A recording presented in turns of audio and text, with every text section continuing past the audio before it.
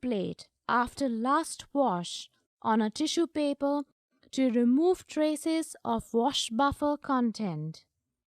Add 50 microliters of dengue antigen to each well of the plate. Cover the plate with aluminium foil to prevent evaporation of samples and incubate for 1 hour at 37 degrees centigrade. At the end of incubation, wash the plate 5 times with wash buffer. Tap the plate after last wash on a tissue paper to remove traces of wash buffer content.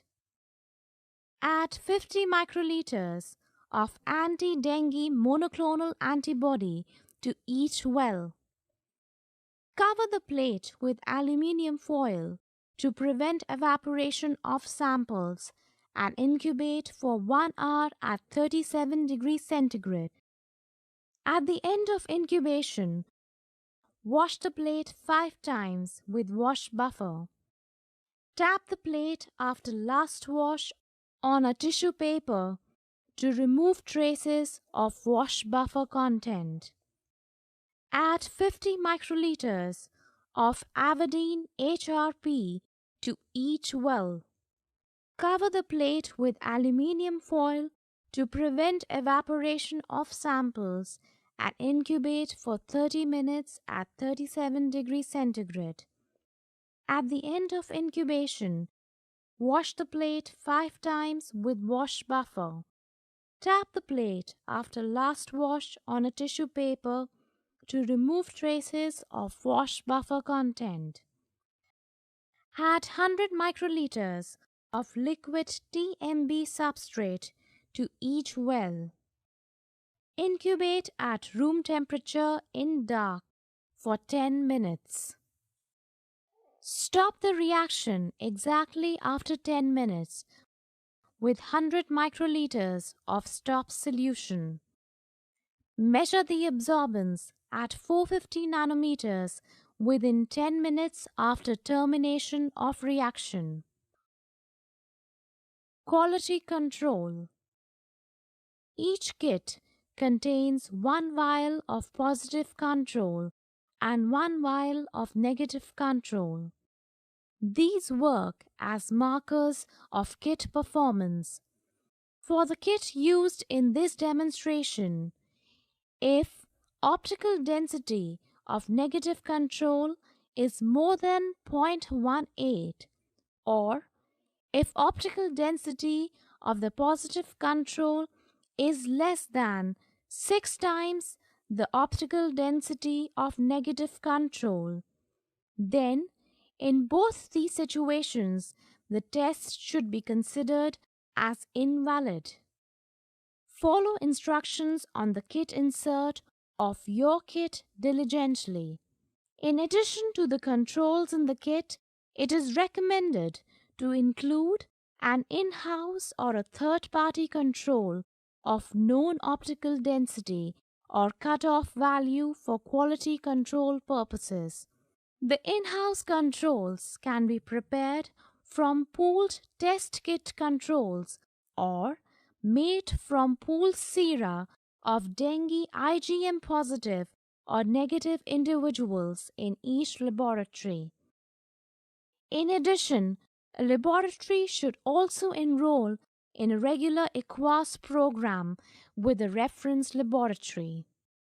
Interpretation of results. Follow the instructions to read the samples as negative or positive as given on the kit insert of the kit that you use. The kit used in this demonstration uses the following interpretations.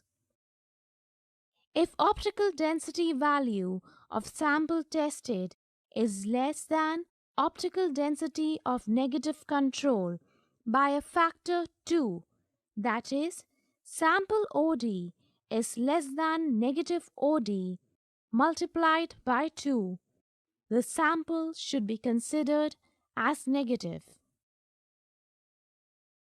If optical density value of sample tested exceeds optical density of negative control by a factor 3, that is, sample OD is greater than negative control OD multiplied by 3, the sample should be considered as positive.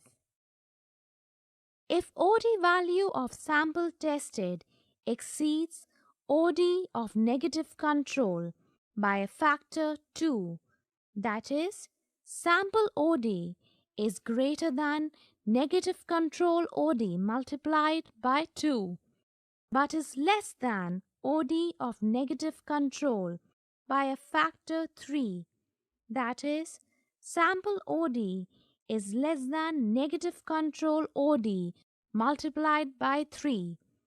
The sample should be considered as equivocal.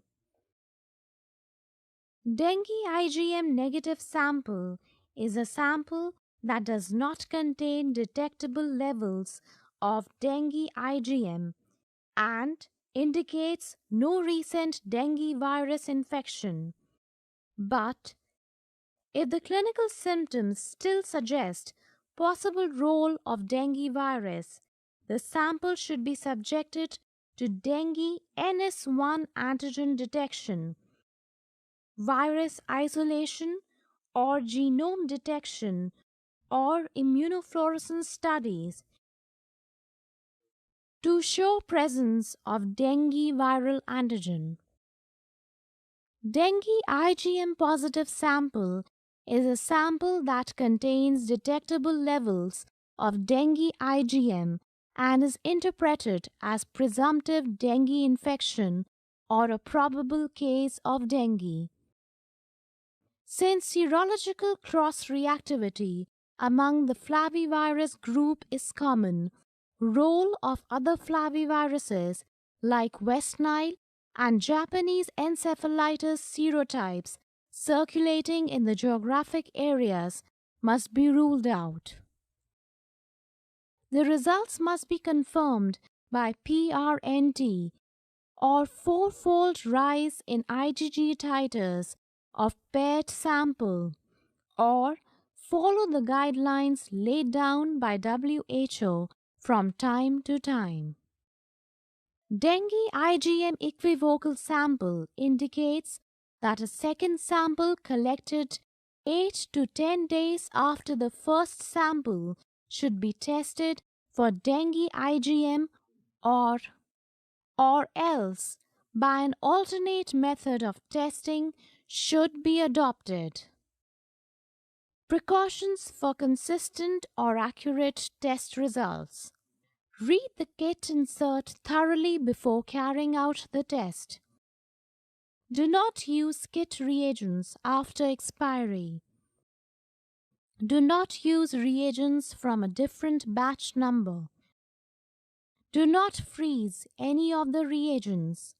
On the day of performing a test, do not bring the reagents to room temperature. Avoid exposure of kit reagents to direct sunlight or higher temperature than recommended storage temperature. Use protective clothing, hand gloves, glasses while performing the assay. Avoid mouth pipetting. If any of the reagents show precipitation, mix it by repeated pipetting. Use disposable absorbent paper or filter paper to cover the working table. Avoid microbial contamination of any of the reagents or cross-contamination of different reagents. Do not use heat inactivated or frozen and thawed sera sample. Incomplete washing may adversely affect the results of the assay. Poor quality distilled water can lead to erroneous results. After washing the wells, add the next reagent immediately as per the protocol. Do not allow the wells to dry. The sera CSF being tested for presence of dengue IgM antibodies are from unknown patients and could be infectious. Handle all samples and the unused kit reagents as infectious. Follow standard guidelines for handling and disposal. Biosafety norms of your institute or medical college must be strictly followed. Avoid contact of skin, mucous membrane, and eyes with any of the reagents. Disposal of unused or expired kit. All the expired kits and reagents are to be decontaminated by autoclaving at 121 degrees centigrade and 15 pounds pressure for 20 minutes. And subsequent disposal of decontaminated material as per local institutional or municipal guidelines. Record keeping. Maintain a logbook for recording of the laboratory specimens. The information contained in the logbook should be kept confidential. A worksheet containing the identification numbers of sera to be tested must be prepared each time before the test is performed.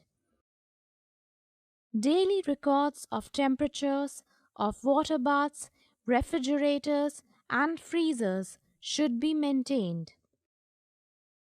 Micropipettes should be calibrated, ideally every 3 months or at least biannually. ELISA readers should be calibrated to ensure accuracy of the readings. Maintain a file where all procedures and package inserts are kept for ready reference. Numbers of ELISA positive samples being reported from various high-risk groups